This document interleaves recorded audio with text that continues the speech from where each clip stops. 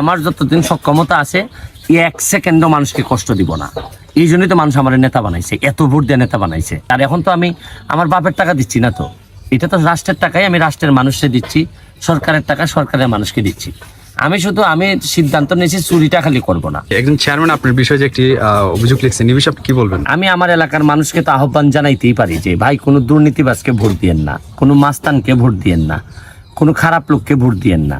এতে যদি কেউ যদি মনে করে যে আমি তারে বলছি, তাহলে এটা তো দুঃখজনক, কারণ উনি তো আমার জানা মতো উনি তো এইরকম না।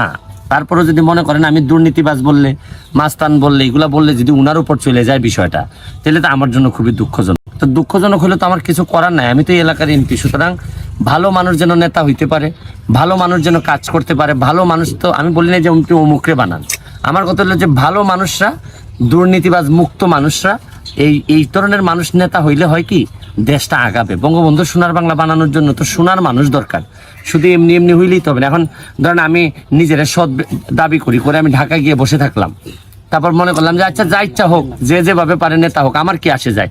কিন্তু আসলে আমার নেতা বানাইছে মানুষ, যাতে সব কিছুতে আমার আসে যায়। আমি কথা দিছি যে জন্মের পরে যে জন্মস্থান পাইছি, মৃত্যুর আগে এর চেয়ে ভালো জন্মস্থান রেখে যেতে চাই। ভালো মানুষ নেতা হোক, দুর্নীতিবাজরা যাতে নেতা হইতে না পারে, এগুলা তো বলার অধিকার আমার আছে।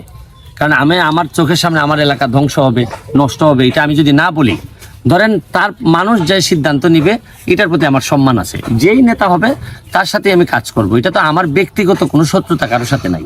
আমার যদি কোনো তার সাথে মানসিক দূরত্ব হইতে পারে যে ভাই আমি তো, আপনি জানেনই যে আমি তো কথা দিছি যে দুর্নীতি আমি করব না, আর আমি থাকতে কাউরে করতে দিব না।